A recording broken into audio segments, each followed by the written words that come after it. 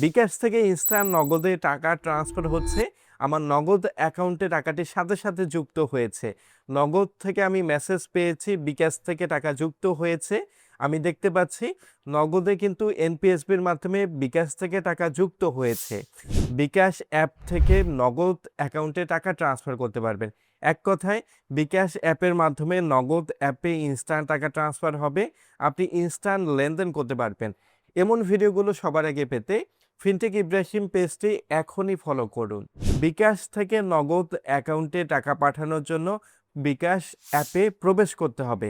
বিকাশ কিন্তু এনপিএসবি অপশনটি তারা হাইলাইট করতে চায় না, তারা নিচে অপশনটি রেখেছে।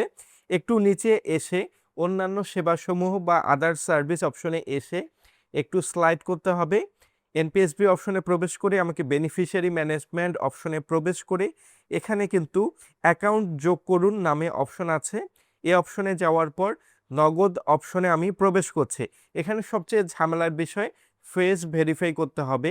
যার নামে বিকাশ অ্যাকাউন্ট থাকবে, যদি আপনার পিতার নামে থাকে পিতার ফেস ভেরিফাই করতে হবে।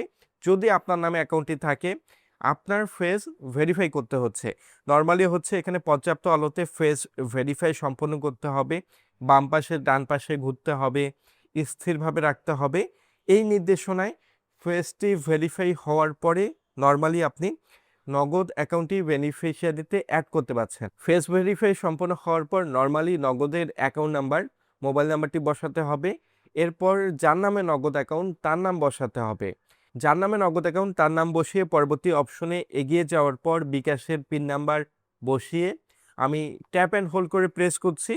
দেখতে পাচ্ছি আমার বেনিফিশিয়ারি সফলভাবে যুক্ত হয়েছে। এখন চাইলে আমি এখান থেকে এমএফএস অ্যাকাউন্টে ট্রান্সফার করতে পারবো, অথবা ব্যাগে এসে আবারও এনপিএসবি অপশনে প্রবেশ করছি। নগদ যে বেনিফিশিয়ারিটি অ্যাড করেছি আমার মোবাইল নাম্বার, আমার অ্যাকাউন্ট নাম্বার, এখানে ক্লিক করে আমি সর্বনিম্ন 50 টাকা ট্রান্সফার করতে পারবো। আমার নগদ অ্যাকাউন্টে দৈনিক লিমিট অনুসারে ট্রান্সফার করতে পারবো। সর্বোচ্চ আপনি একটি ট্রান্সফারে 50,000 করতে পারবেন। আপনার নগদ অ্যাকাউন্ট কিন্তু সাকসেসফুলি অ্যাক্টিভ থাকতে হবে। মনে রাখবেন, যদি ভাতাভোগী অ্যাকাউন্ট হয়, কোনো উপবৃত্তি পেয়ে থাকেন, তাহলে কিন্তু এই অ্যাকাউন্টে এনপিএসবি ট্রান্সফার করতে প্রবলেম হবে। 50 টাকা বসিয়ে এগিয়ে যাচ্ছি। মনে রাখবেন 1000-এ 8 টাকা 50 পয়সা, এক কথায় 10,000 টাকায় 85 টাকা চার্জ দিতে হবে। এই চার্জটা যদি কমিয়ে নিয়ে আসা হতো তাহলে আরও ভালো হতো। আমি পিন নাম্বার বসিয়ে পরবর্তী অপশনে প্রবেশ করছি। ট্রানজ্যাকশনটি সফল করার জন্য বিকাশ অপশনে ট্যাপ অ্যান্ড হোল্ড করে প্রেস করছি। দেখতে পাচ্ছি আমার বিকাশ থেকে ইনস্ট্যান্ট নগদ অ্যাকাউন্টে টাকা জমা হয়েছে।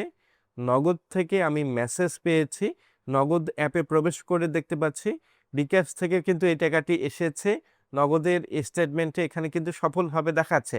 এক কথায় খুবই সিম্পল, এনপিএসবি গেটওয়ের মাধ্যমে আপনি বিকাশ থেকে নগদে টাকা পাঠাতে পারছেন।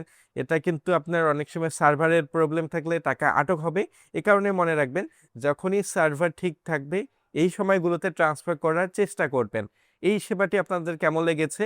বিকাশ নগদ দুটোই কিন্তু তারা এনপিএসবি সেবা নিয়ে এসেছে। বিকাশ থেকে চাইলে নগদে ট্রান্সফার করতে পারবেন, নগদ থেকে চাইলে আবার বিকাশে ট্রান্সফার করতে পারছেন।